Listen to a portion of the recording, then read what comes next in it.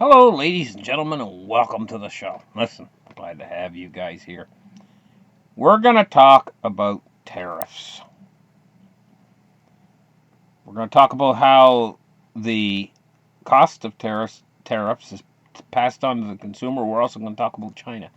Okay, here's the thing. First, they said that we're not going to have to pay for the tariffs, right? Then later they said, oh, by the way, it's going to cost you guys an extra $1,200 a year because of the tariffs. Prices are going to be passed on to the consumer. Okay? So that's what they said then. Well, you know what? We've got a new little twist here. Because the Chinese are now depreciating the purchasing power of their currency. They're depreciating. And the United States said, well, okay, if the Chinese are going to drop the value of the yuan past 7 yuans to the dollar, it used to be 6 point something, now it's like 7 point something. And maybe they'll keep on going higher with it. Maybe it'll go up to 8 or 9 yuans or even 10 yuans to the dollar.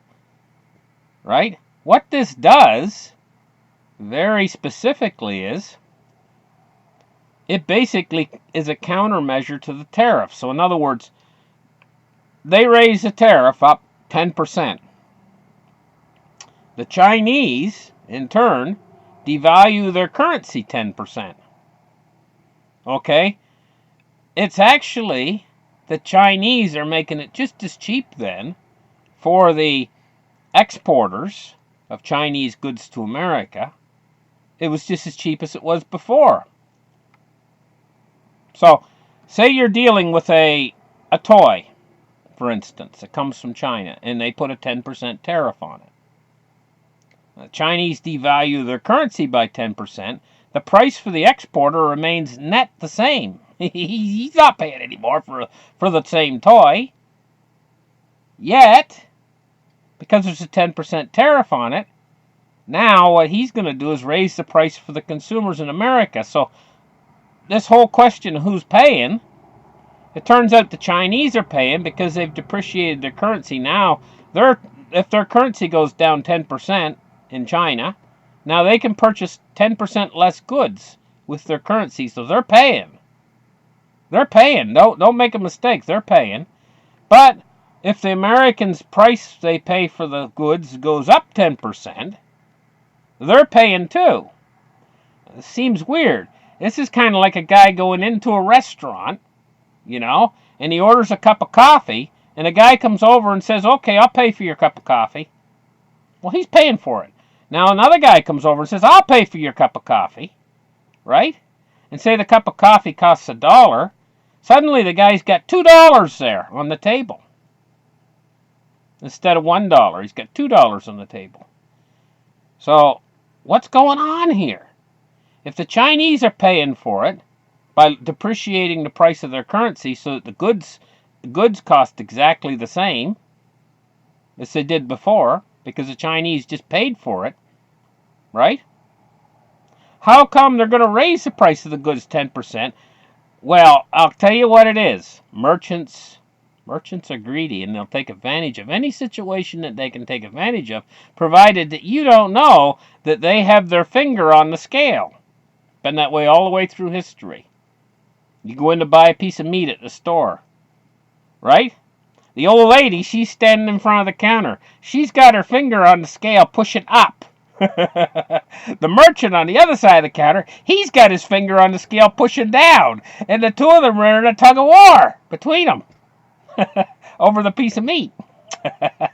Been that way all the way through history. Generally, the merchant wins because generally he says, not allowed to put your hands across the counter while I put my finger on the scale. Basically, this is the same old thing of putting their finger on the scale. Because now what they've done is they've preached this whole thing about they have to raise the price of everything coming from China because of these tariffs. Meanwhile, the Chinese are lowering the price of everything coming from China. So who's making out good on this? Bargain. Okay? So we got that situation going on. Now there's more. We got a recession coming. Okay? Everybody agrees on that. Even the top economists everywhere, they all agree on it. They know the yield curve inversion and everything else, points toward a recession, Now, some of them are getting a little bit in denial or whatever, but we all know it's coming. We can see the slowdown worldwide. There's a worldwide slowdown. In the worldwide economy, there's a slowdown. China's slowing down massively. Germany slowing down massively. United Kingdom slowing down. Now, these are big economies slowing down, heading toward the recession. Now, I've been on here saying, okay, I think the recession's going to start in 2019. Okay? Then we have these other guys on there on the other end of the spectrum saying, we think the recession's coming in 2021. 2021's a long ways away. We got all the rest of this year, and then we got a full 12 months of the following year. And do you really believe that that they're going to be able to hold it together and keep this slowdown from causing a recession for that long? Now, maybe I'm a little bit too quick. Maybe I'm saying, okay, I think it's going to come in a couple months from now. Maybe they'll be able to push it off. So maybe I'm not going to be right either. And maybe they're not going to be right. So what I'm interested in is what's the real truth in all of this. Perhaps I'm a little bit too quick. Perhaps it won't come in 2019. Perhaps it will wait until 2020. Perhaps. Because we're seeing a lot of signals really still in the United States economy of strength. Let's face it, there's still a lot of signals of strength. So what's the real truth? I'll tell you, I was thinking about this subject this morning, and you know what I was thinking? I was thinking, and it probably they're going to keep pushing it off, keep kicking the can until they can't kick the can anymore, and the recession actually hits, probably in 2020. Okay, probably sometime in 2020. Now that's the most likely, and I think you guys would probably agree with me. It's probably most likely that this thing's coming in 2020. Okay? Now here you got Trump. Wants to get reelected. Yeah. Seriously. And this is coming up in November of 2020. Now that's a long ways in. That's almost at the end of 2020. And that's why you got all these economists out there saying 2021. They're all wishful thinking, hoping it'll get through this election cycle and into the following year. Somehow, they're thinking, I know what their way of thinking is. They're thinking to themselves that this administration is going to be able to be successful in pushing it off right until 2020. And they want 2021, and they want to be right. That way, if they're right, they can say, well, look, I told you guys it was going to come in 2021. And not in 2020. And their way of thinking is that the election cycle is somehow going to be able to stop the recession. But you got to understand,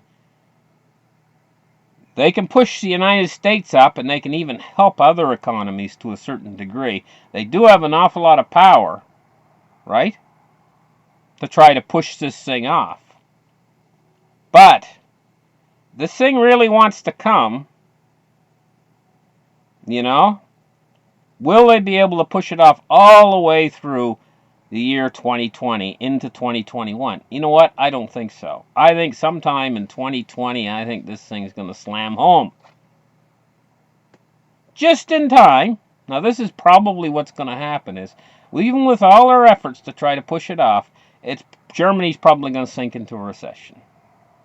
The United Kingdom's probably going to sink into a recession. And the numbers coming out of China are going to be absolutely abysmal. So what's that going to do? If in 2020 sometime, maybe August or September or something, or even earlier, maybe in the first quarter even, the whole economy rolls over. What's that going to do to the election?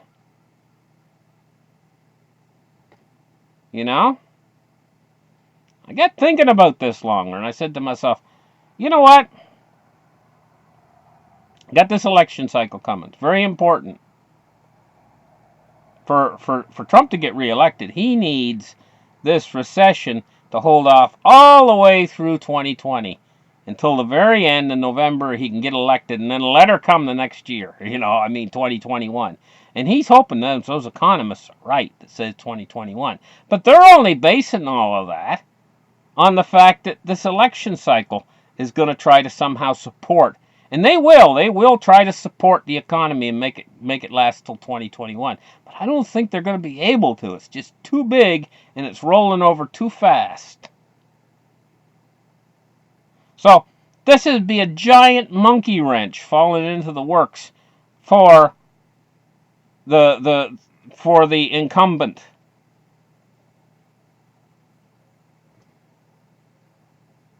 It could be disastrous if the election cycle doesn't. Or wait a minute. Hold on just a minute. What if the recession did come? Right?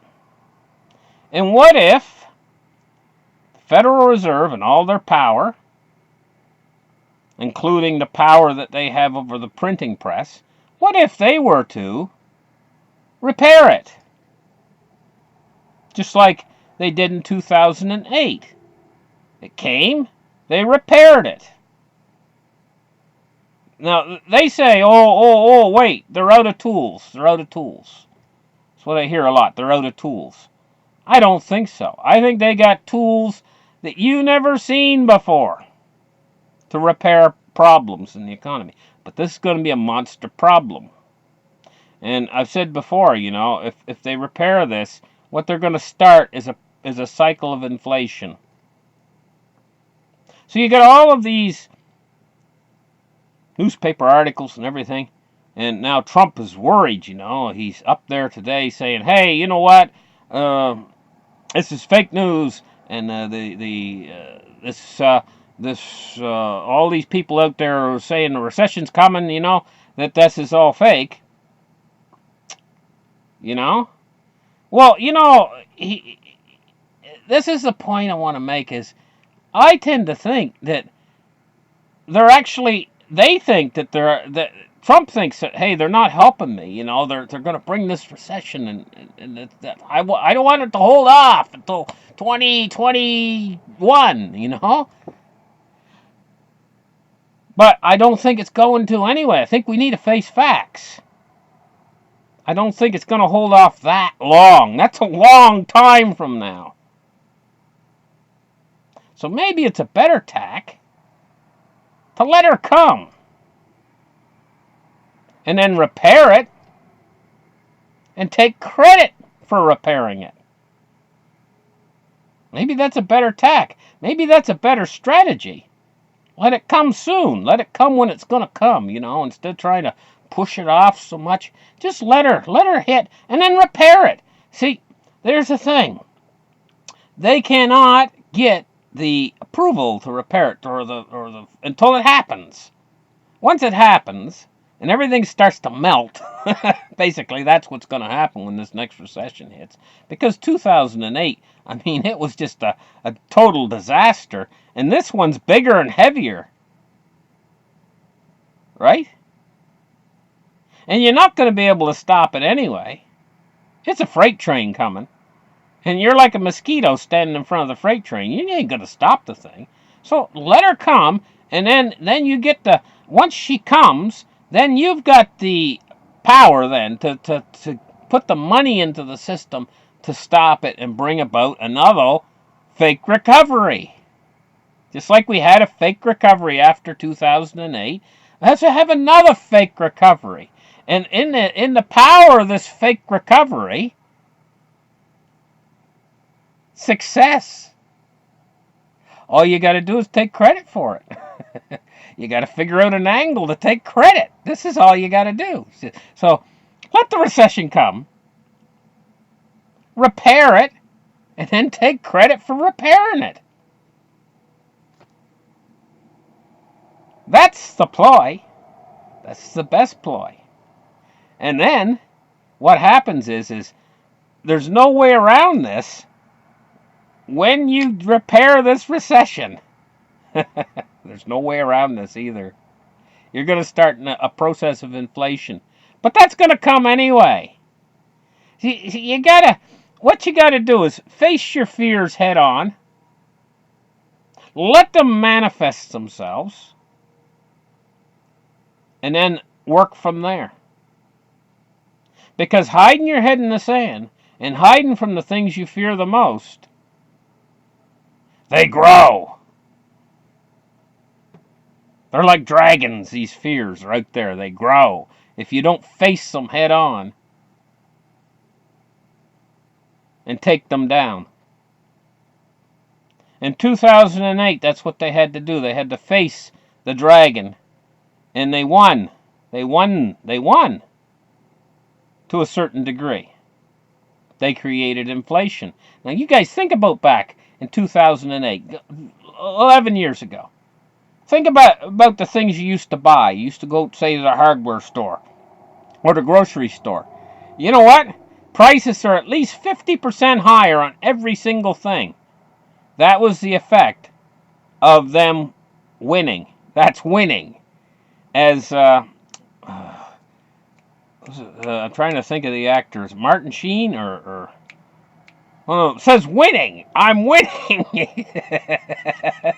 Winner.